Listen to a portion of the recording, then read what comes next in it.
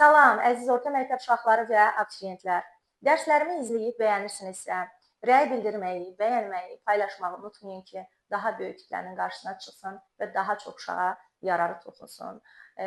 Bəs bunun mənim üçün nə kimi yararı olacaq? Mənim üçün də izlənmənin çox olması böyük bir motivasiya olacaq ki, mən də bu cür videoları davamlı şəkildə çəkim və sizlər üçün paylaşım. Dərslərim onlayn formatda və əyani şəkildə keçirilir. Əgər qoşulmaq istəyirsinizsə, aşağıda qeyd olunan nömrə ilə əlaqə saxlaya bilərsiniz.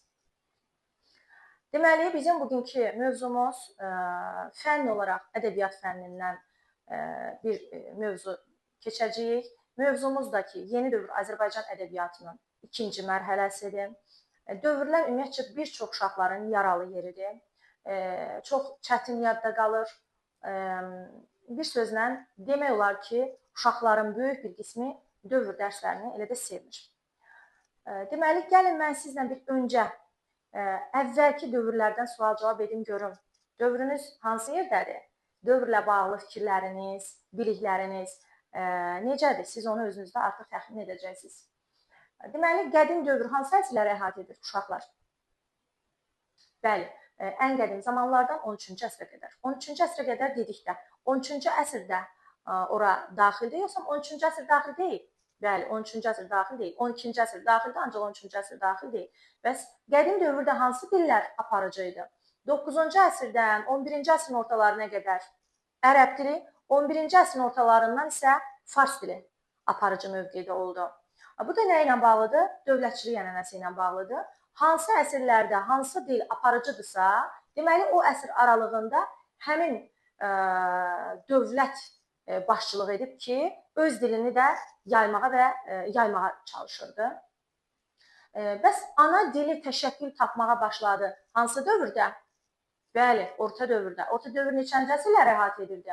13 və 16-cı əsrləri əhatə edir. Bəs yeni dövrün birinci mərhələsi hansı əsrləri əhatə edir? 17 və 18-ci əsrləri. 2 əsri əhatə edən yeni dövrün birinci mərhələsidir. Yeni dövrün ikinci mərhələsi hansı əsrləri əhatə elədi və ya əsri əhatə elədi? 19-cu əsri əhatə elədi yeni dövrün ikinci mərhələsi. Deməli, Azərbaycan dilində yazıb yaratmağa başlanıldı, təşəkkül tapdı Azərbaycan türkçəsində yazılmağa neçənci əsrdə? 13-cü əsrdən Azərbaycan türkçəsi yaranmağa və yazılmağa başladı. Bu dövrdə əlbəttə ki, Azərbaycan dilində yazılıb yaradılırdı. İndi başlayaq uşaqlar. Bu dövr ümumiyyətcə bütün dövrlərdə olduğu kimi yeni dövrün ikinci mərhələsi də ilkləri ilə zəngindir. Ancaq, məsələn, ilk rübai, ilk divan qədim dövrdədir. Orta dövrdə ilk ana dilli poema, ilk ana dilli qəzəl orta dövrdədir. İlklər çoxdur. İndi hərəsindən bir-iki nümunə dedim. Yeni dövrün birinci mərhələsində şifahi xalq ədəbiyyatının öz pik zirvət nöqtəsini yaşayırdı. Məhəbbət dastanları ilk dəfə yarandı, yayıldı. Qəhrəmanlıq dastanı Koroğlu yayıldı ilk dəfə. Amma yeni dövrün ikinci mərhələsinin ilkləri çox zəngindir. Və bu, Azərbaycan dövlətinin üçün də, məsələn, yararlı bir dövrdür. Nə ilə bağlı? Məsələn, milli mətbuatımızın yaranması, daha sonra milli teatrımızın yaranması məhz yeni dövrün ikinci mərhələsində yarandı. Yəni, ən zəngin mərhələ demək olar ki, bu mərhələdir. İndi gəlin uşaqlar, birinci bir konspekt şəklində yazaq ki, ilk nələr yarandı, daha sonra onlar haqqında ətraflı danışaq. Deməli, birinci deyə bilərik ki, deməli, bu dövrdə satirik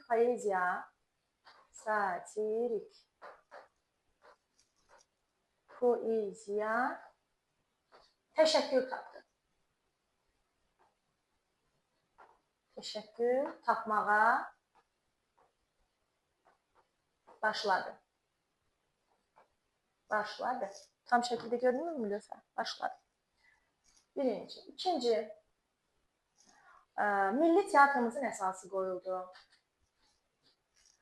Baxın, bunun ilini, indi hər birinin ilini danışdıqca qeyd edəcəm. Biraz balacalaşdırsam. Əla. İndi buradan yazıram. 30-40-cı illərdə.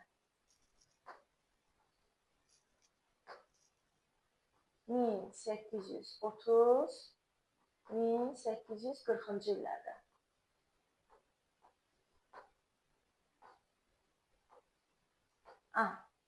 İkinci, milli teatrımızın əsası qoyuldu.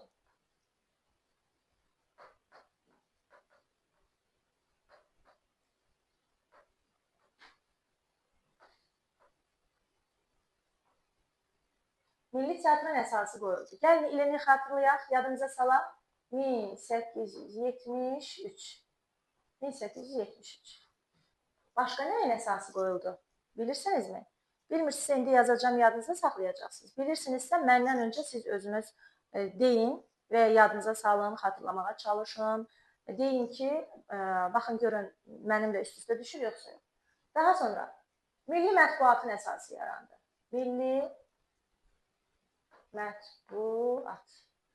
mətbuatın əsası yarandı. Deməli, əsası qoyuldu. İli 1875. Uşaqlar, 1875-də milli mətbuatın əsası qoyuldu. İndi bu haqda da ətraflı danışacağım. Bununla da Azərbaycan dilinə inteqrasiya edək. Azərbaycan dilində 1875-ci ildə hansı üslubumuz yarandı? Bax, milli mətbuatın əsasının qoyulması ilə Azərbaycan dilində də publisistik üslubumuzun əsası qoyulmuş oldu. Yəni, publisistik üslub Azərbaycan dilinə neçənci ildə gəldi? 1875-də. Əkinçi qəzeti ilə. Daha sonra, dördüncü, yeni tipli bədii nəsrin əsası qoyuldu. Əslində 2 dənədir. Dilinə görə mən böləcəm. 1835-də fransız dilində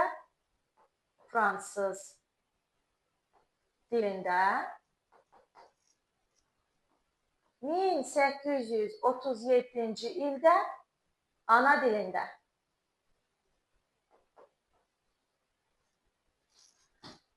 Daha sonra yeni realist bədii nəsrin əsası qoyuldu. 1857-də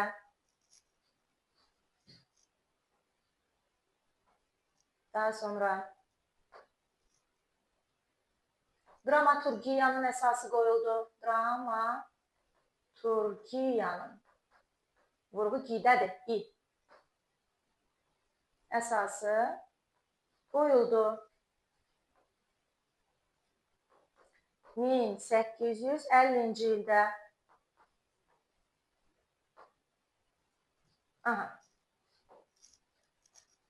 bu belə. Gəlin bir uşaqlar. Təkrar edək. Mən sizdən soruşum, baxın, görün, yadınızda qalıb yazdıqlarım, yoxsa yox.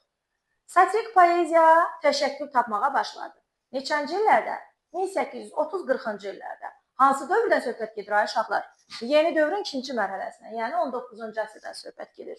Daha sonra 19-cu əsrdə 1800-cü illəri əhatə edirik ki, başqa nə ilk dəfə yaranmağa, yayılmağa başladı? Milli teatrımızın əsası qoyuldu. Neçənci ildə qoyuldu? 1873-cü ildə, düzdür. Daha sonra nəyin əsası qoyuldu? Mətbuatımızın əsası qoyuldu. O neçənci ildə? O da 1875-ci ildə. Dedim ki, Azərbaycan dilinə inteqrasiya edirik. Azərbaycan dilində bəs məhz həmin bu ildə, 1875-ci ildə hansı üslubumuz yarandı? Publisistik üslub, düzdür. Publisistik üslubun ikinci adı da mətbuat dilidir. Yəni mətbuat, milli mətbuatımız 75-də yarandısa, mətbuat dili, yəni publisistik üslubda məhz həmin bu ildə Əkinçi qəzeti ilə birlikdə yarandı. Daha sonra dramaturgiyanın əsası qoyuldu. Neçənci ildə? Yazmışam, ən sondadır. 1850-ci ildə yeni realist bədii nəsrin əsası qoyuldu. Yeni realist bədii nəsr dedikdə povest nəzərdə tutulur, yazacağım onu. Hələ ümumilikdə belə yazmışam, tanış edirəm sizi bu dövrdəki yeniliklərlə. Yeni realist bədii nəsrin əsası qoyuldu, yəni povestin əsası qoyuldu. Neçənci ildə? 1857-ci ildə yeni tipli bədii nəsrin əsası qoyuldu. 1835-ci ildə fransız dilində, 1837-ci ildə ana dilində, o da hekayə deməkdir. Milli mətbuatımız dedik, teatrımızda dedik. Bura qədər ara-ara mən dərs izah etdikcə dayanıb izahlarımı sizdən sual-cavab edəcəm. Ona görə diqqətlə dinləyin. Mənimlə birlikdə təkrar edin.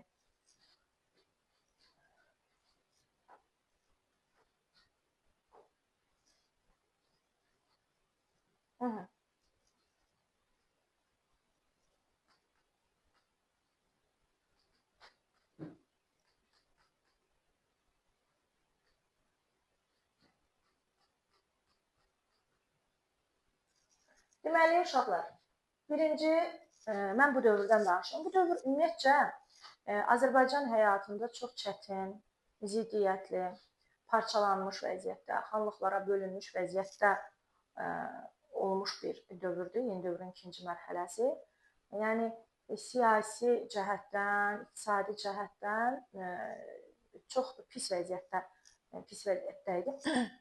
Həmin bu dövrdə Azərbaycan ədəbiyyatının ikinci mərhələsi yarandı və inkişaf elədi. Deməli, düzdür, tarixlə daha çox əlaqəlidir. Ancaq yenə də dövrümüzdə verilib deyə mən də bunu deməyi borc bilirəm. 30-40-cı illərdə, 1830 və 40-cı illərdə Azərbaycanda qəza məktəbləri yarandı. Daha sonra 60-70-ci illərdə isə real gimnaziyalar fəaliyyətə başladı.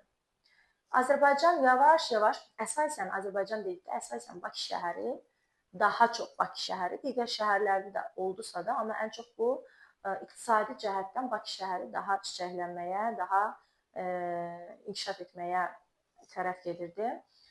Deməli, və bu dövrdə maarifçilər hərəkatı yaranmağa başladı. Maarifçilər. Realizm biz zaten bilirik ki, yeni dövrün birinci mərhələsində realizm meydana çıxdı. Realizm kimin adı ilə bağlıdır? Yeni dövrün birinci mərhələsindən bilirsiniz. Molla Pənah Vaqifin adı ilə bağlıdır. Bəs yeni dövrün ikinci mərhələsində realizmin birinci mərhələsindəki realizmlə nə kimi fərqi var? Burada artıq realizm daha da inkişaf edib. Realizmə maarifçilik də daxil olub və birləşib. Bu dövrdə maarifçi realizm üstünlük təşkil edirdi. Maarifçi realizm cərəyanı, maarifçi realizm.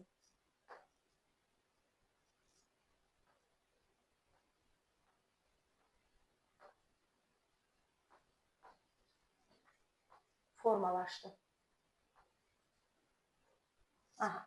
Maarifçi realizm. Baxın, bu realizm zaten hansı dövrdən var idi? Yeni dövrün birinci mərhələsində var idi. İndi yeni dövrün ikinci mərhələsində realizmin yanına maarifçilik də birləşdi. Maarifçilik hərəkatı, deməli, realizmin daha çox, daha yüksək carçıları idi. Və bəs bu maarifçilər nə istəyirdi? Maarifçilər əzilən kütlənin yanındaydılar. Əzilən kütlənin. Əzilən kütlə dedikdə daha çox kəndlilərin tərəfində idilər. Yəni, kəndlilərin hüquqlarını qorumağa çalışırdılar. Və onları maarifləndirmək, öyrətmək yolu ilə öz hüquqlarını onlara başa salmağa çalışırdılar. Maarifçilər əzilən kütlənin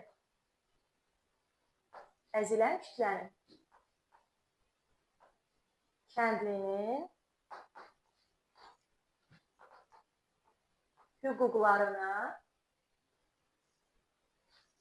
maarifləndirmək yolu ilə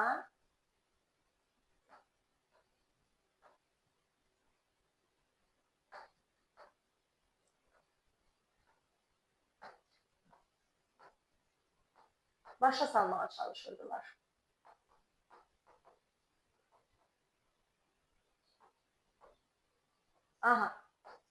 Maarifçilər nə istəyirdi uşaqlar? Xalqı maarifləndirmək istəyirdilər. Əsasən kimləri?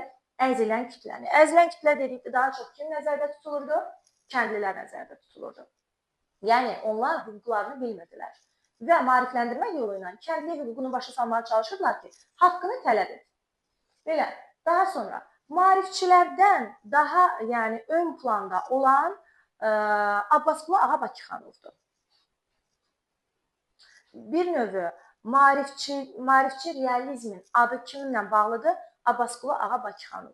Düzdür, bir çoxları da bu dövrdə yəni maarifçilik istiqamətində çalışırdılarsa, bunlardan öndə gedəni Abbasqulu Ağa Bakıxanov idi və məhz maarifçi realizm cərəyan kimi formalaşdı 1830-40-cı illərdə. Yəni əsrin ilk yarısında.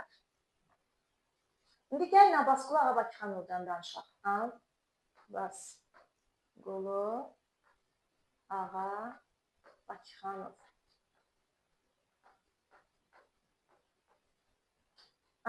Abbasqulu Ağa Bakıxanov. Deməli, əsərləri maarifçilik istiqamətində yazılıb və maarifçilik ideyalarını əks elətdirdiyi əsərləri hansılardır?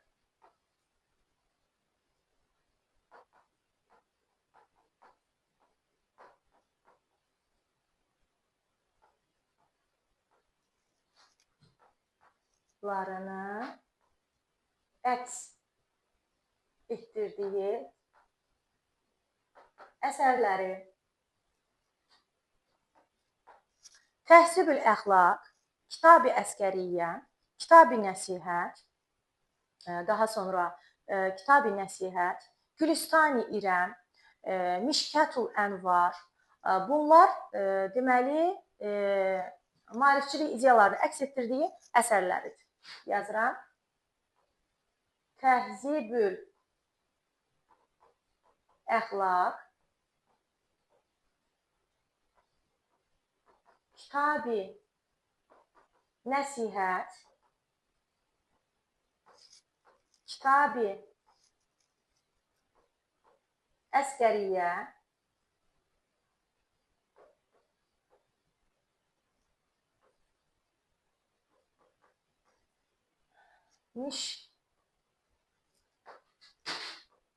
Mişkətül Ənvar. Abbasqulu Ağa Bakıxanovun maarifçilik ideyaları ilə bağlı yazdığı əsərləri hansılar oldu? Təhribül Əxlaq, Kitab-ı Nəsihət, Kitab-ı Əskəriyyə, Mişkətul Ənvar. Daha sonra, yaxşı, gəlin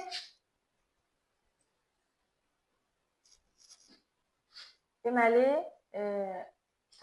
iki dənə də əsəri var Abbasqulu Ağa Bakıxanovun ki, bir-birinə mövzu məzmun cəhətdən çox bənzəyir. Mövzu məzmun cəhətdən çox bənzəyir. Bunlar hansılar? Mişkətul Ənvar, Mişkətül Ənvar, Miratül Cəmal. Bu ikisini nə birləşdirir uşaqlar? Bu ikisini birləşdirir. Deməli, vətənpərvərlik, ondan sonra doğma yurda məhəbbət, hökmdar xalq problemləri, dövlətin idarə olunması, bununla yanaşı dövrdən narazılıq, bu kimi məsələlər həmin bu iki əsəri bir-biri ilə birləşdirən cəhətlərdir. Deməli, hansılar oldu? Gəlin yazaq. Ortaq cəhət. Vətənpərvərlik. Vətənpərvərlik. Hökmdar xalq problemləri. Hökmdar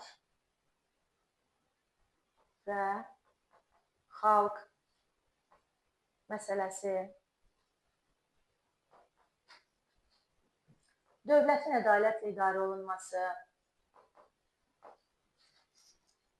Dövlətin ədalətlə idarə olunması.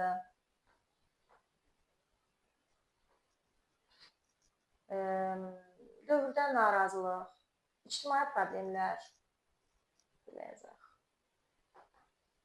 İctimai problemlər. Bunlar həmin bu iki məsnəvini birləşdirən ortaq cəhətlərdir. Daha sonra Qüdsi təxəllüsü ilə Abbasqulu Ağabakıxanov Qüdsi təxəllüsü ilə yazıb yaradır. Daha çox, deməli, bir əsəri var müəllifin ki, yəni testlərə filan düşsə, həmin şeir hissəsi, bir ilk misranı deyəcəm sizə, o misra ilə başlayan şeir Abbasqulu Ağabakıxanova aiddir. Bülbül ilə qarğanı gör salırlar bir qəfəsə, fərq qoyulmur bu dünyada məhəbbətlə həvəsə. Deməli, həmin bu misraların sahibi Abbasqulu Ağabakıxanovdur.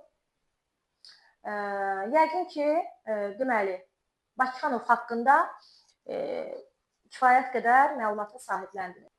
Yəqin ki, bura qədər aydınlar uşaqlar. Gəlin, indi mən sizdən bir sual cavab edeyim, görüm. Deməli,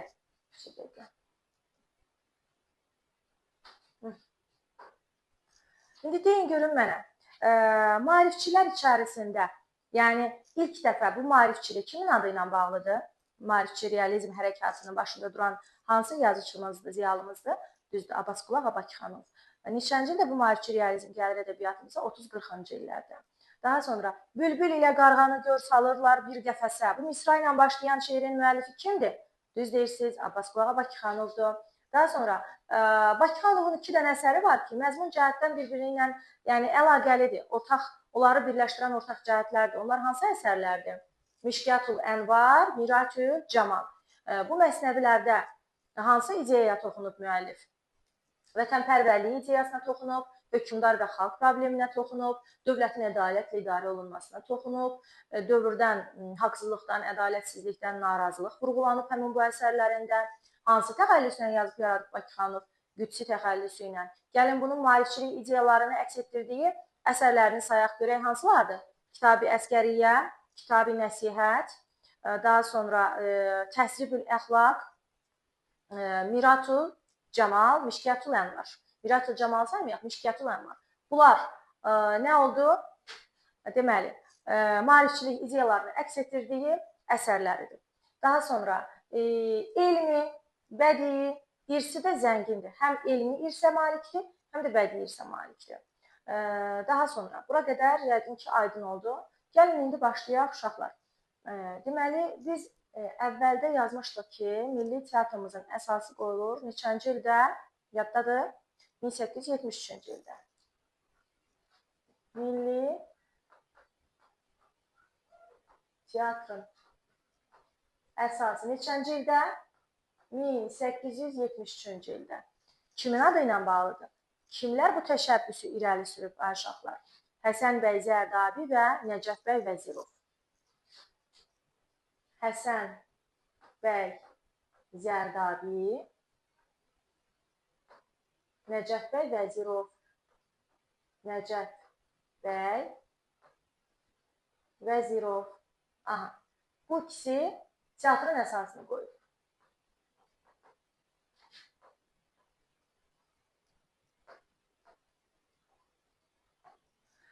Deməli, yaxşı, hansı əsərlə milli teatrımızın əsası qoyulur? 73-cü ildə. İndi əlimizdə bir var olan dram əsəri olmalıdır. Biz bilirik ki, dram əsəri deyəndə, dram əsərinin içərisində komediya da gedir, faciə də gedir, dram janrı da gedir, dram da gedir. Hər biri ayrı-ayrı janrlar olsa da, üçü də dram əsəri adlanır və ya piyes adlanır. İndi bizim əlimizdə var olan bir dram əsəri olmalıdır. Bu dram əsəri də 1850-ci ildə Axundzadə yaradır. 1850-ci ildə. 50 ilə dramaturgiyamızın əsası qoyulur. Amma hansı əsər deməli tamaşaya qoyulur? Axundzadənin, Mirzə Fətəli Axundzadənin hansı əsəri siz deyin? Sərgüzəşti, Vəziri, Xani, Lənkəran. Bu əsərini martın 10-unda tamaşaya qoyurlar. Yaxşı, bəs tamaşada, teatrda bu əsəri oynayanlar kimlər olur? Bakı Realni Gimnaziyasının tələbələri olur. Daha sonra üstündən bir neçə gün keçdikdən sonra, az bir müddət keçdikdən sonra ikinci tamaşa, bu birinci tamaşadır. Birinci tamaşa. Hacı Qara. Hacı Qara. Bu da oldu ikinci tamaşa. Yəni, Hekayəti Mərdi Xəsis tamaşası əsəri tamaşaya qoyulur. Deməli, Milli Teatrımızın əsası neçənci ildə qoyuldu? 73-cü ildə. Kimlərin təşəbbüsü ilə 73-cü ildə teatrımızın əsası qoyuldu? Həsən bəy Zərdabinin və Nəcəf bəy Vəzirovun ikisinin təşəbbüsü nəticəsində teatrımızın əsası qoyuldu. Daha sonra, bəs yaxşı, hansı əsəri tamaşaya qoyurlar ilk dəfə? Mirzə Fətəli Axundzadənin Sərgüzəşti Vəziri Xani Lənkəran əsərini tamaşaya qoyurlar ilk dəfə. Bir neçə müddət keçdikdən sonra, az bir müddət keçəndən sonra Hacı Qara əsərini, yəni Hekayəti Mərdi Xəsis əsərini tamaşaya qoyurlar, ikinci tamaşa. Dedik ki, aktyorlar kimlər idi? Bakı Riyanik Gimnaziyasının tələbələri idi aktyorlardan. Bu belə, yəqin ki, aydın oldu. Keçirik milli mətbuatımıza. Milli mətbuatımızın əsası 1875. Nə ilə? Əkinçi qəzeti ilə. Əkinçi qəzeti ilə 1875-ci ildə mətbuatımızın əsası qoyuldu. Uşaqlar, 2 il fəaliyyət göstərdi. 1877-də fəaliyyətini dayandırır.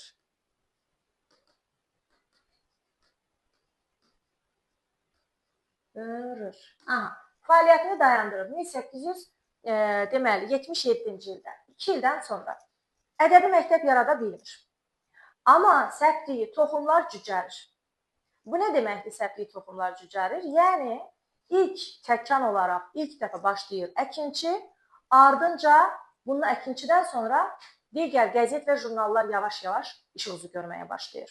Yəni, əkinçi qəzeti bir növü digərləri üçün təkan olur. Ədəbi məktəb yaratmır, ha. Və bəs əkinçi nəyi təbliğ eləyirdi? Maarifçiliyi təbliğ eləyirdi. Bu qəzet, belə yazıram, bu qəzet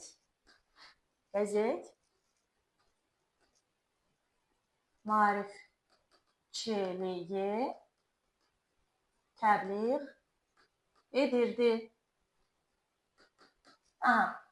Deməli, bunun əsasını kim qoyub uşaqlar? Həsən bəy Zərdabi. Əsasını Həsən bəy Zərdabi.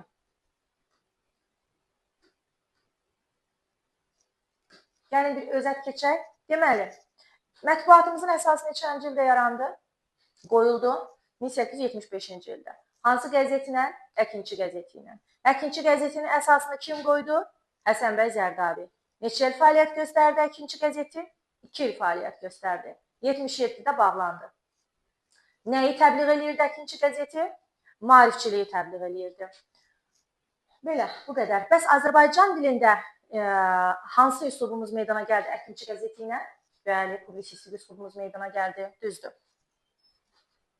Bununla yanaşı, deməli, başlayaq Mirzə Şəfi Vazehdən danışaq, uşaqlar.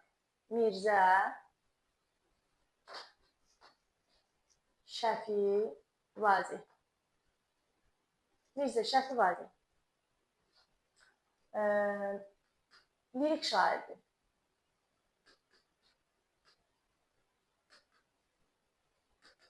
Mütəfəkkirdir. Azərbaycan Qərb ədəbi, mədəni,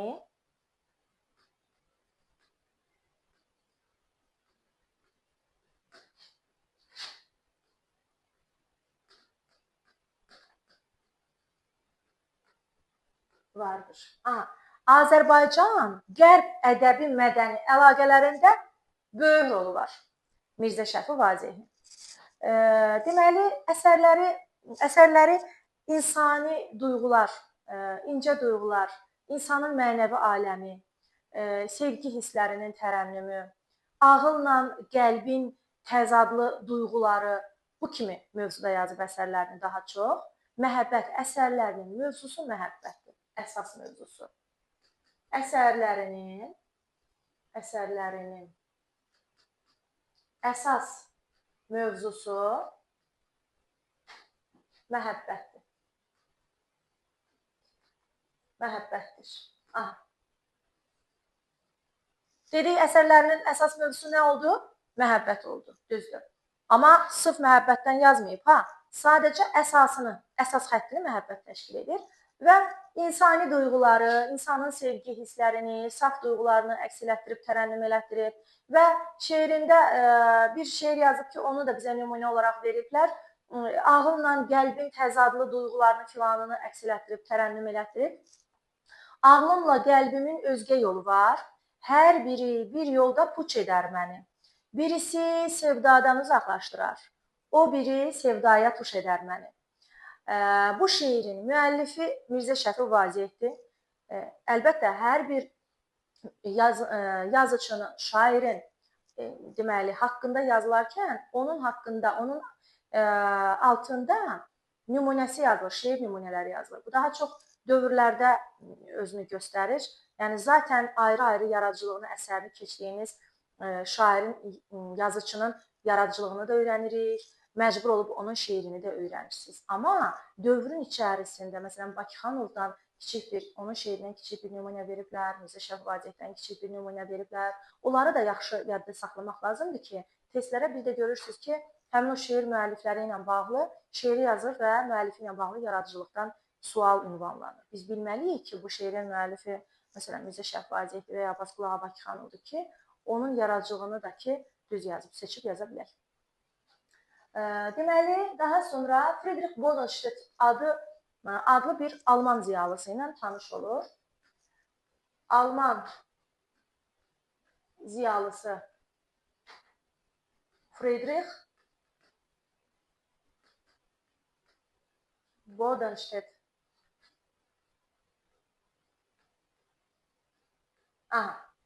Friedrich Bodenstedtlə tanış olur və Bodenstedt bunun şeirlərini tərcümə edir. Deməli, iki şeirlər kitabı adı altında çap elətdirir. Deməli, şairin şeirlərini tərcümə edir. Kitab halında çap elətdirir.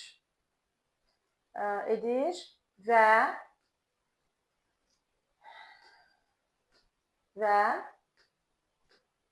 iki kitab halında çap etdirir.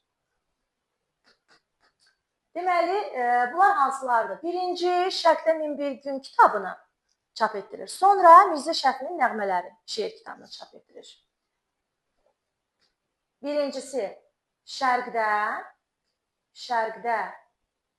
1001 gün kitabın adı belədir. İlk dəfə bu kitab adı, deməli, bu adlı kitab çap elətdirir. İkinci dəfə artıq dəyişdirir onun şeirlərini, elə bu kitabın adını dəyişdirir yenidən. Bunlar arasında münaqişə yaranır, anlaşılmazlıq yaranır. Biraz Friedrich Bodenstedt, biraz hiyliyə əl atır. O haqda ətraflı danışmaq istəmirəm, çünki dərsdən kənardır. Şərqdə 1001 gün kitabı ilk kitabıdır. İkinci kitabı Mirzə Şəfinin Nəğmələri. Vəssalam. Deməli, Friedrich Bodenstedt və müxtəlif dillərə tərcümə olunub, Avropada çox sayda satış qazanır. Yəni, Avropada əməlli başlı Mirzə Şəfinin şeirləri kitab halında ehtiyac duyulur, alıcısı çox olur, yəni çox sayda kitab satılır. Friedrich Bodenstedt Deməli, hansı kitabları tərcümə edib satırdı? Şərqdən min bir gün. Daha sonra Mirzə Şəfin nəğmələri kitablarını tərcümə edirdi müxtəlif dillərə və satışa buraxırdı Avropa ölkələrində. Gəlin Mirzə Şəfi Vazeh haqqında bir sual cavab eləyək. Lirik şairdir, düzdürmü? Daha sonra bu hansı ölkə ilə əlaqələri var idi? Ölkə deməyək də, yəni ki, Azərbaycan və Qərb ədəbi mədəni əlaqələri var idi Mirzə Şəfi Vazehin və bununla da Azərbaycanı da Qərb aləmində tanıdırdı şeirləri ilə. Hansı alman ziyalısı ilə tanış olur? Friedrich Bodenstedtlə. Şeirlərinin əsas mövzusu nə olur? Məhəbbət mövzusu olur. Bəs məhəbbət mövzusunda yazdığı şeirlərində daha çox hansı duyğulardan əsasən yazıb yaradırdı? Məhəbbətlə, qəlblə ağlı təzadlı şəkildə verirdi. İnsanın təzadlı duyğularını verirdi. Daha sonra insanın sevgi hisslərini, məhəbbət duyğularını tərənnüm edirdi, saf məhəbbət duyğularını. Daha sonra başqa nə deyə bilərik? Deməli, kitablarının adı nə oldu? Hansı, deməli, ad altında kitablar çap olunub Avropada satılırdı? Şərqdən min bir gün, bir də Mirzə Şəfinin nəğmələri kitabları var. Vəssalam, yəqin ki, bu da aydın oldu. Gəldik, Mir, qələmin rəngini dəyişək. Mir, Həmzə, Seyid, Nigari. Nigari. Və ya belə də yazaq, Qarabağı. Qarabağı. Aha, Qarabağı. Deməli, Qarabağda doğulub.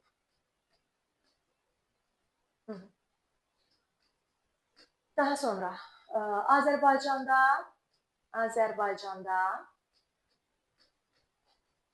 və Türkiyədə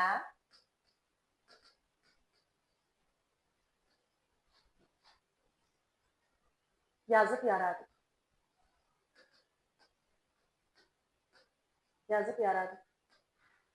Daha sonra Sufi şairdir.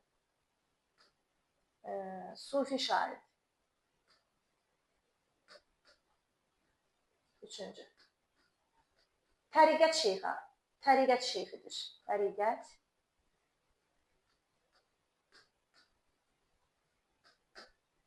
şeyxidir. Daha sonra başqa nə deyə bilərik? Əruz və heca vəznində yazıb. Əruz və heca vəznində yazıb.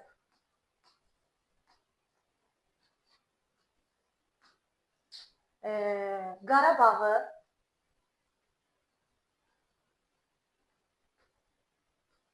dünyanın behişti adlandırır. Dünyanın behişti adlandırır.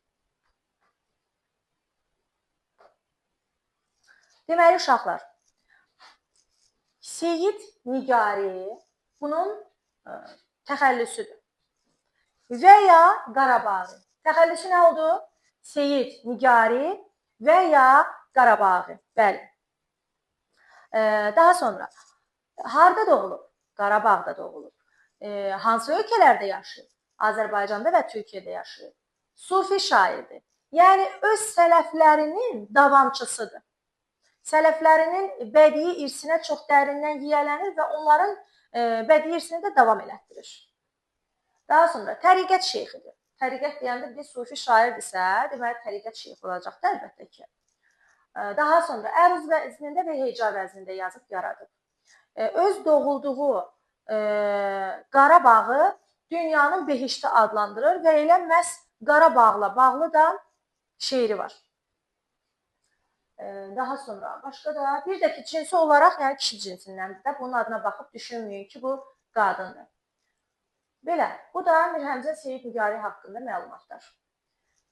Əlbəttə, məhəbbət duyğuları ilə bağlı yazıb, məhəbbət duyğuları ilə bağlı şeirləri də var. Amma əsasən bir də insanın mənəvi keyfiyyətləri ilə bağlı şeirlər də yazıb. Yəni, insanın mənəvi keyfiyyətləri yüksək olmasını arzulayır və bununla da bağlı şeirləri vardır. Bu belə. Daha sonra, Gəlirik uşaqlar ədəbi məclislərə. Ədəbi məclislər hansılardır? Bu dövrdə ədəbi məclislər yaranır.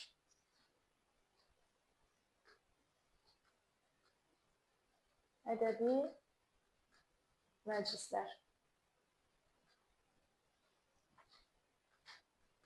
Ədəbi məclislərimizdən birincisini Qarabağda olanları yazaq. Qarabağda.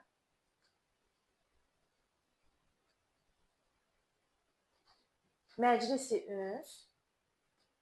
Məclisi üns. Məclisi Fəramuşan.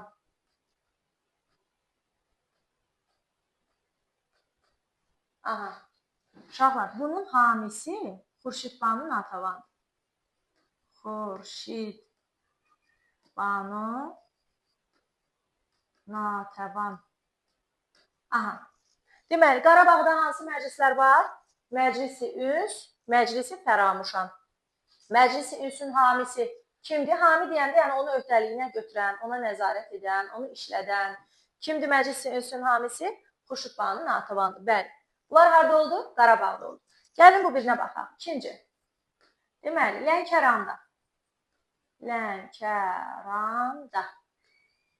Lənkəranda fövcül füsəha. Nə oldu Lənkəranda? Fövcül füsəha. Üçüncü. Şamaxıda. Şamaxıda.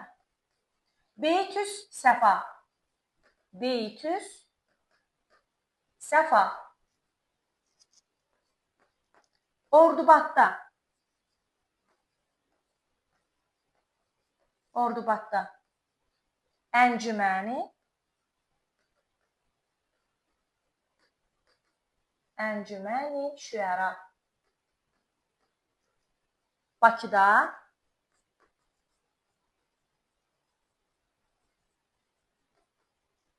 Məliküş Şüəra. Məliküş Şüəra. Aha.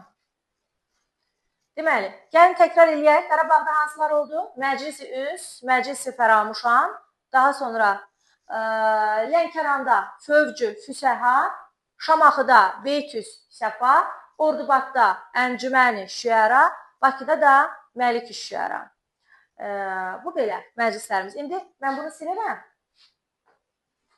Deyin görün mənə, Ordubadda hansıdır? Əncüməni Şüəra. Bakıda hansıdır? Məliküş Şüəra. Bəs Lənkəranda hansıdır? Fövcül füsəha. Bəs Şamaxıda Beytüs Səfa. Bəs Qarabağda Məclisi üns, Məclisi Fəramuşan. Deməli, Qarabağdakı Məclisi ünsün hamisi kimdir? Bəli, Xurşidbanu Natəvan. Bəs bu ədəbi məclislər nə kimi rola malikdir, nə kimi əhəmiyyətə malikdir? Ay uşaqlar. Ədəbi məclislərdə şairələr, şairlər, yazıçılar, mütəfəkkirlər toplaşırlar. Klassiklərdən əsərlər oxuyurdular, onları müzakirə edirlər. Daha sonra dahi tanınmış şəxsiyyətlərin şeirlərinə nəzirələr qoşurlar. Belə müzakirə, fikir mübadiləsi, şeirlər oxunur, nəzirələr qoşulur. Bu kimi işlərlə məşğul olurdular ədəbi məclislərdən. Yəqin ki, bu ədəbi məclislərdə aydındır. Gəlirik Xurşidbanu Natəvana.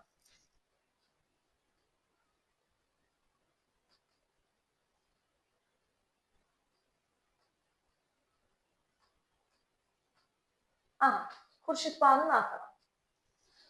Uşaqlar, Xurşidbanu Natəvan lirik şairəmizdir.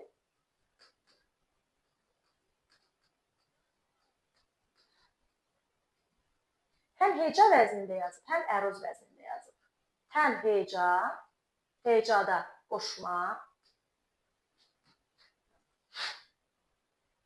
həm əruz, həm əruz. Gəzəl, rübai.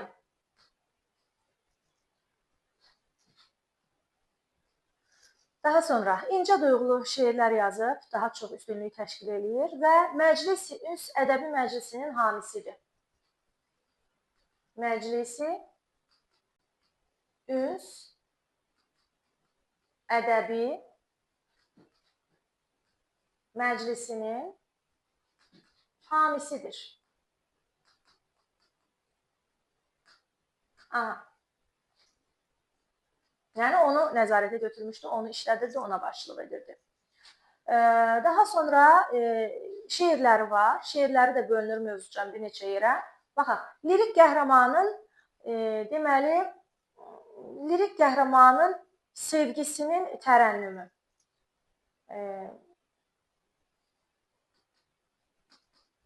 Lirik qəhrəmanın istirabları.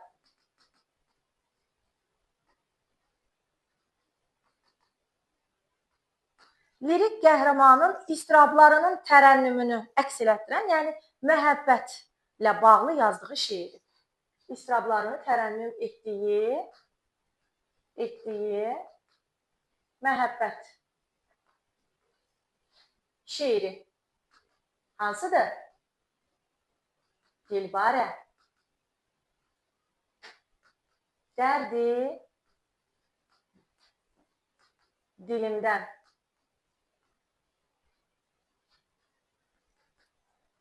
Aha. Bu misrası ilə başlayan şeiridir. Məhəbbət motivli şeiridir. Bu şeirində söhbət nədən gedir uşaqlar? Deməli, lirik qəhrəmanı çox sevir, aşiqdir, sevgisi yolunda əziyyət çəkir, istirab çəkir. Qətiyyən geri dönmək fikri yoxdur. Yəni, mübarizkardır və məhəbbəti uğrunda hər cür fədakarlıq etməyə hazırdır. Bu şeirin lirik qəhrəmanı. Yəqin ki, aydındır. Daha sonra başqa hansı şeiri var? Lirik qəhrəmanın daxili dünyasını əks etdirdiyi şeirləri. Lirik qəhrəmanın daxili dünyasına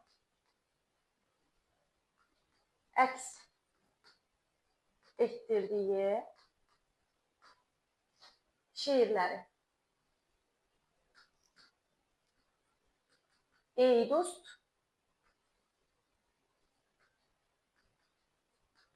Xuda hafiz.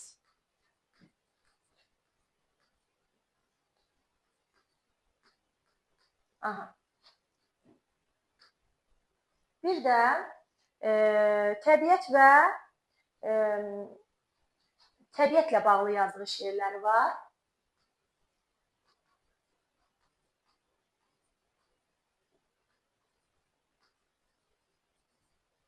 Bunlar da hansılardır? Bülbül və Bənövşə. Bülbül, Bənövşə. Bülbül, bir də Bənövşə. Təbiət motivli, təbiətlə bağlı yazdığı şeirləridir. Deməli, lirik qəhrəmanın istirablarını əks elətdirdiyi məhəbbət motivli şeiri hansıdır? Dilbarə, dərdi dilimdən, düzdür. Daha sonra daxili dünya ilə bağlı yazdığı şeiri hansıdır? Lirik qəhrəmanın daxili dünyası ilə bağlı. Ey dost, bir də Xuda hafiz. Təbiətlə əlaqəli, humanizmlə bağlı düşüncələrini əks etdirdiyi şeirləri hansılardır? Bu da Bülbüllə Bənövşə şeiridir. Xurşudbanu Natəvan haqqında da bu qədər. Yəqin ki, hər şey aydın oldu. Deyin görün mənə hansı növdə yazıb, silim. Deyin görün mənə hansı növdə yazıb? Lirik növdə yazıb. Hansı vəzinlərdə yazıb? Həm əruz vəznində, həm də heca vəznində. Əruz vəznində hansı janrlara müraciət edib? Qəzəl və rübaiyə. Heca vəznində hansı janrdan istifadə edib? Qoşmadan istifadə edib, düzdür. Hansı ədəb məclisinin hamisidir? Məclisi Ünsün, düzdür. Daha sonra deyin görün mənə, bu məhəbbətlə bağlı yazdığı şeirin adı nədir? Dilbarə dərdi dilimdən. Orada sevən aşiq geri dönməyi fikirləşirmi? Qətiyyən. Hər cür fədakarlıq etməyə razıdır və sevgisi yolunda da əziyyət çəkir, əzab çəkir. Daha sonra deyin mənə, təbiətlə bağlı yazdığı şeiri hansıdır? Bülbül, Bənövşəm. Bəs daxili dünya ilə bağlı, insandan lirik qəhrəmanın daxili dünyası ilə bağlı şeiri hansıdır? Bəli, ey dost və Xuda hafiz. Vəssalam, Xurşudbanu Natəvanın da yaradıcılığı bu qədər. Daha sonra kimdən danışa bilərik? Əsrin əvvəlində poeziya üstünlük təşkil edirdi. Üstünlük təşkil edirdi. Yəqin ki, yazım görünür də, oxunur. Buradan tam olaraq anlaya bilmirəm. Əsrin əvvəlində poeziya üstünlük təşkil edirdi. Deməli, burada klassik poeziyadan istifadə edənlərimiz milli poetik ənənələri əks etdirənlərdən söhbət gedir də burada. Klassik şeirlərdə milli poetik ənənələri davam etdirənlər. Klassik şeirlərdə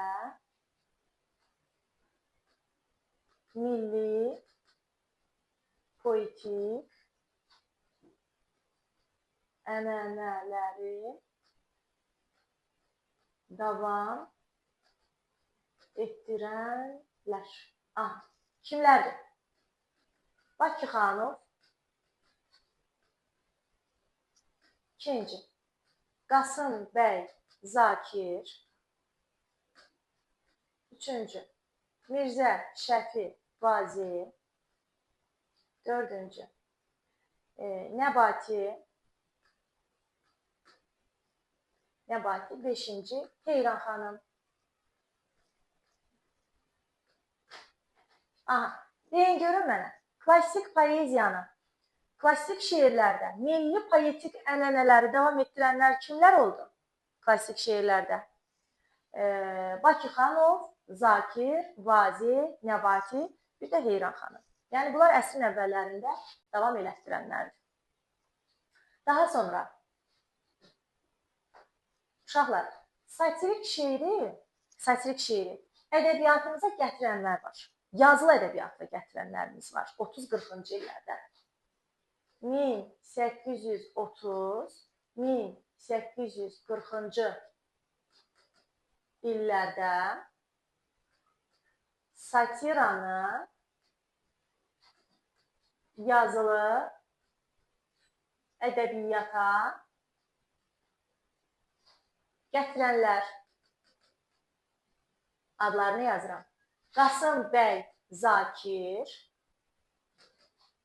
Baba bəy Şakir, bir də Mirzə Baxış Nadim. Deməli, satiranı uşaqlar, yazılı ədəbiyyatı kimlər gətirdi? Zakir, Şakir, Nadim. Belə bir növü elə bir qafiyə təşkil edir də. Zakir, Şakir, Nadim düzdür, onlarla həm qafiyə təşkil eləmir. Amma bu ikisi bir-birinə çox oxşuyur tələffüzcəndə. Belə yadda saxlaya bilərsiniz. Neçənci ildə? 30-40-cı illərdə, 1830 və 40-cı illərdə. İndi deyə bilərsiniz, satira müəllimə ilk dəfə idi gəlirdi. Bəli, yazılı ədəbiyyata ilk dəfə idi gəlirdi. Satira təşəkkül tapmağa başladı, bax bunlarla birlikdə. Satira şifahi xalq ədəbiyyatından var idi. Şifahi xalq ədəbiyyatında əsaslandırım sizə lətifələrdə. Lətifələrdə satirik məzmun kifayət qədərdir. Orada hər hansısa bir ailə məişətdə baş verən hadisəni kiminsə deməli baş obraz götürərək tənqid edirdilər və satirik, düzdür, humoristik gülüş hədəfi də var idi, ancaq satirik yolla satirik məzmun daha çox üstünlük təşkil edirdi lətifələrdə. Şifahi xalq ədəbiyyatında zaten çox əvvəllərdən var. Yazılı ədəbiyyatımızda satirik poeziya, satira təşəkkül tapdı 30-40-cı illərdə Zakir, Şakir və Nadimlə birlikdə. Hansı vəzində? Heca vəznində. Yadda saxlayın. Heca vəznində təşəkkül tapmağa başladı. Daha sonra 50-ci illərdə isə uşaqlar, 50-ci illərdə isə Seyid Əzim Şirvani klassik şeirlərində heca vəznində. Bunu yazın ki, baxın. 50-ci illərdə isə Seyid Əzim Şirvani klassik şeirlərində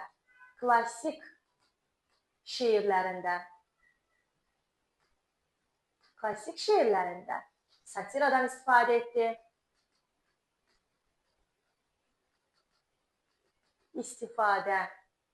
etdi və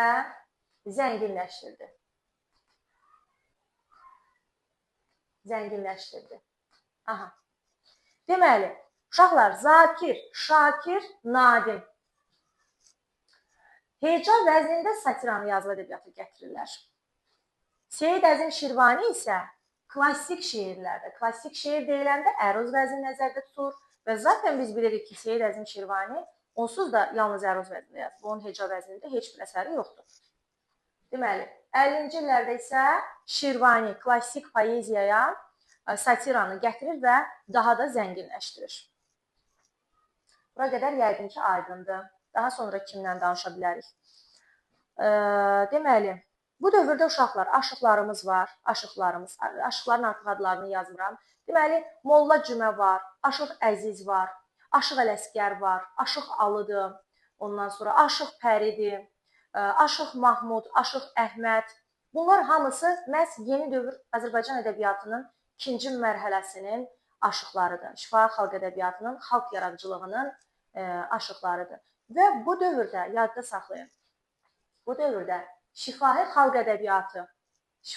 ədəbiyyatı inkişaf edirdi və yazılı ədəbiyyata da təsir edirdi. Şifahi xalq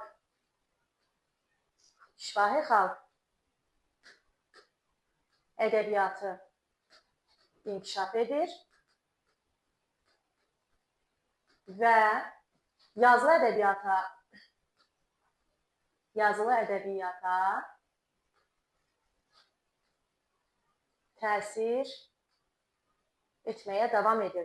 təsir etməyə davam edirdi. Şifahi xalq ədəbiyyatı biz bilirik ki, özünün ən yüksək mərhələsini, pik zirvəsini hansı dövrdə yaşadı? Yeni dövrün birinci mərhələsində və yazılı ədəbiyyatı da təsir eləyir. Deməli, başlı yazılı ədəbiyyat nümayəndələri şifahi xalq ədəbiyyatından bəhrələnirdilər. Yeni dövrün ikinci mərhələsində də bu proses davam edirdi. Şifahi xalq ədəbiyyatı yerində sayılırdı. Şifahi xalq ədəbiyyatı da inkişaf edirdi. Daha çox nə ilə inkişaf edirdi deyə bilərsiniz? Aşıqlarla. Aşıqlar bir üzdən yeni aşıqlarımız meydana çıxırdı. Aşıqlar da zaten biz bilirik ki, şifahi xalq ədəbiyyatının qollarından biridir. Aşıq yaradıcılığı. Şifahi xalq ədəbiyyatının bir qoludur.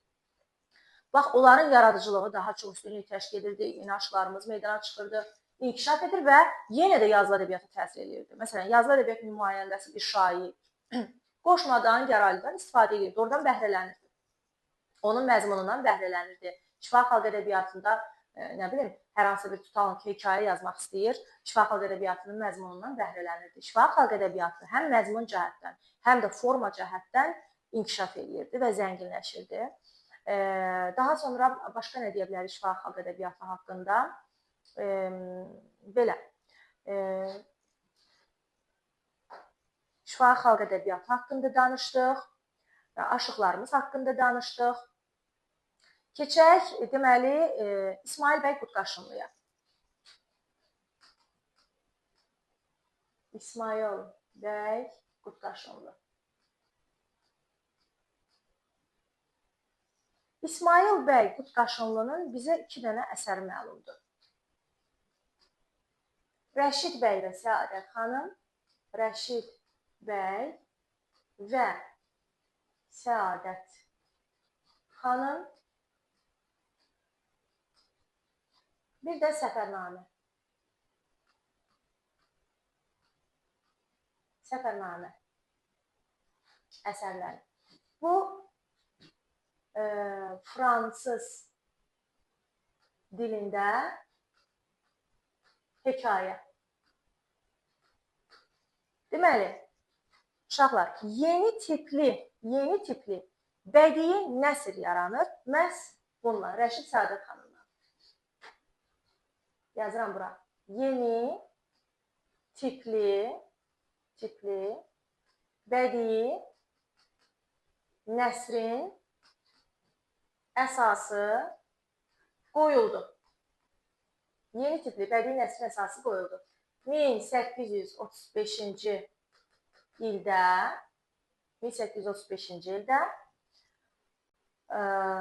Rəşid bəy və Səadət xanım hekayəsi ilə Rəşid bəy və Səadət xanım hekayəsi ilə dili fransız, janrı hekayə, növü epik, şəkli nəsr. 35-ci ildə kitab halında çap olundu. Kitab halında çap olundu. Kitab halında çap olundu. Deməli, yəqin ki, aydın uşaqlar, yeni tipli bədii nəsr deyəndə hekayə ağlınıza gəlsin. İlk hekayə. İlk nəsrlə hekayə. Deyə bilərsiniz ki, bəyəm hekayə yox idi. Var idi hekayə. Nizami Gəncəvin dövründən zaten var idi. Sadəcə o fars dilində idi. Mən anadilli nəsrdə söhbət, anadilli yox. Ümumilikdə o mənzum idi. Fars dilində idi və mənzum idi. Biz nəsrdən danışırıq. Baxın, nəsr. Yeni tipli bədii nəsr deyiləndə nəsrlə hekayədən söhbət gedir. Bu vaxta qədərki hekayələr hamısı nəzmlə idi. Bu isə nəsrlədir. Amma hansı dildə? Fransız dilində. Neçənci ildə? 35-ci ildə. Hansı formada çap olundu? Kitab halında çap olundu. Aydındır mı? Daha sonra, bəs bunun mövzusu nədir bu hekayənin mövzusu? Nəsrlə fransız dilində yazılmış hekayə mövzusu nədir? Deməli, burada hər iki təbəqədə, hər iki şəxs də, Rəşid də, Səadət də, hər ikisi də yüksək təbəqənin övladlarıdır, nümayəndələridir və bir-birlərini çox sevirlər. Qovuşmaq istəyirlər. Ancaq köhnə adət-ənənə sevərək qovuşmağa qarşıdır. Və burada da İsmail bəy Qutqaşınlı köhnə adət-ənənəni tənqid edir. Mühafizəkarlığı tənqid edir. Saf hisslərlə, saf sevgi hissləri ilə insanların ailə qurmasını təbliğ edir. Yenilik tərəfdarıdır. Səfərnamə isə avtobioqrafik məzmunlu əsərdir. Süjeti yoxdur. Deməli, nə zaman meydana çıxıb?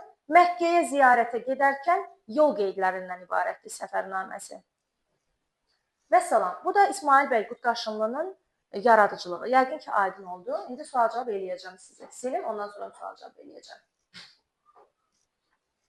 Deməli, uşaqlar, mənə deyin görüm, hansı əsərləri bizə gəlib çatıb İsmail Qutqaşınlının? Bəli, 2 əsər. Hansılardır? Deməli, Səfərnamə, bir də Rəşid bəy və Səadət xanım. Rəşid bəy və Səadət xanım hansı növdədir? Epik növdədir. Hansı janrdadır? Hekayə janrındadır. Daha sonra hansı dildədir? Fransız dilindədir. Harda çap olunub? Bax, onu yazmağı unutdum. Harda çap olunub? Deməli, harda çap olunub? Varşavada çap olunub. Daha sonra neçənci ildə çap olundu və hansı şəkildə? Nəsrlə yazılıb, kitab şəklində, kitab halında çap olundu bu hekayə. Yeni tipli bədii nəsrdir. Yəni, nəsrlə yazılmış ilk hekayədir Rəşid bəy və Səadət xanım. Amma fransız dilindədir. İndi gəlirik ana dilində nəsrlə yazılmış ilk hekayəyə. Ana dilində nəsrlə yazılmış ilk hekayə. Görünürmü axıra qədər hekayə? Bakı xanovun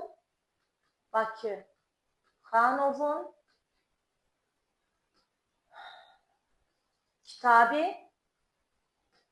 Əskəriyyə. Kitab-ı Əskəriyyə. Nəsrlədir, ana dilindədir, ili də 1837. Amma soruşulsa ki, yeni tipli bədii nəsr nə ilə gəlib? Rəşid bəy Səadət xanımla. Amma soruşulsa ki, ana dilli yeni tipli bədii nəsr 37-ni götürəcəksiniz Kitab-ı Əskəriyyəni. Yəqin ki, aydındır. Daha sonra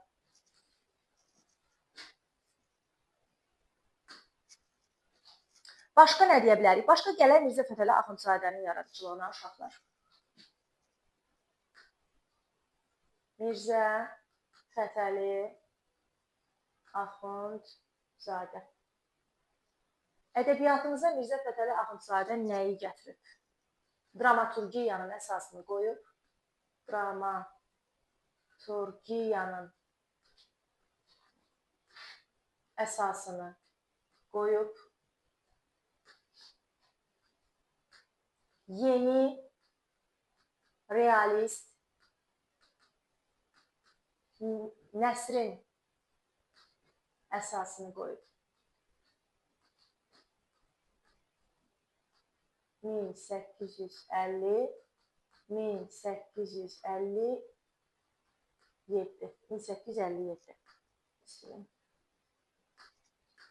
1857 aha.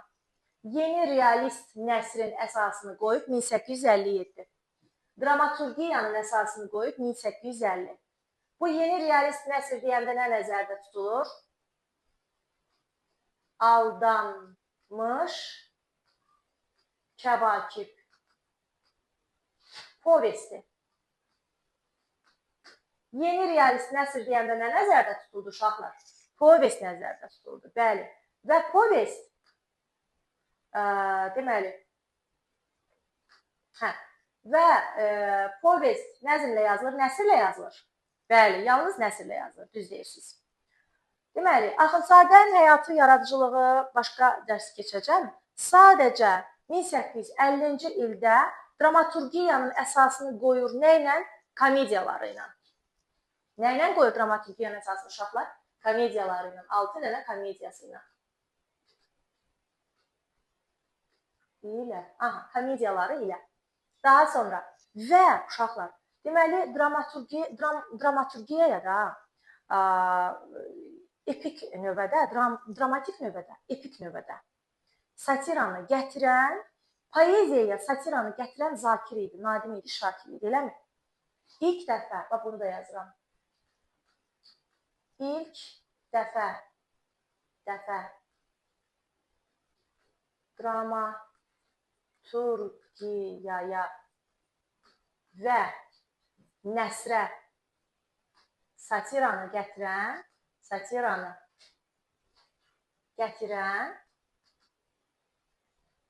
Axundzadədir.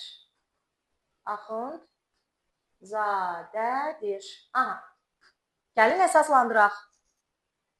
Dramaturgiyaya satiranı gətirib. Məsələn, bütün komediyalarında satira var. Komediyaları da, povesti də, hər birinin ideyası nədir? Maarifçilik. Maarifçilik ideyalarını komediyalarında da, povestində də təbliğ edib Axundzadə və hər ikisinə də satiranı gətirib. Komediyalarında baş qəhrəmanlar, məsələn, deyək ki, İbrahim Xəlil Kimyagər. Oradakı İbrahim Xəlil baş qəhrəmandır. Deməli, onu bir satirik obraz olaraq tənqid hədəfinə tutur. Bütün komediyalarında satirik obrazlar var. Çünki komediyanın özündə zaten bir gülüş var, uşaqlar. Humoristik gülüş də var, amma üstünlük satirik gülüşdədir. Povestdə də, nəsrə də satiranı gətirib. Məsələn, özünü ifşadan istifadə edib həm də. Povestdə oradakı vəzir, məsələn, Mirzə Möhsün vəzir özünü ifşa edir öz dili ilə. Sərdar Zamanxan qoşun başçısı özünü ifşa edir. Mirzə Yəhyası özünü ifşa edir. Öz dialoqunda özünü ifşa ilə satiranın bir növüdür də. Biri var müəllifin dili ilə ifşa olunur, satirik tənqid hədəfinə tutulur. Bir də var özündən xəbərsiz, öz dili ilə, dialoqu ilə özünü ifşa edir. Bu da satiradır. Daha sonra nəsrdə dedik, dramaturgiyada, komediyada, məsələn, Məstəli Şah. Məstəli Şah Qulaməli ilə danışanda, dialoqunda, yenə də özünü ifşa edir. Deyir, onlar bizim yalanımızı anlayana qədər mən 10 gün vaxt vermişəm. Anlayana qədər biz arazı çoxdan o özünə utayına keçəcəyik. Onda da bizi heç kəs tapa bilməyəcək. Fırıldağını özü öz dili ilə deyir.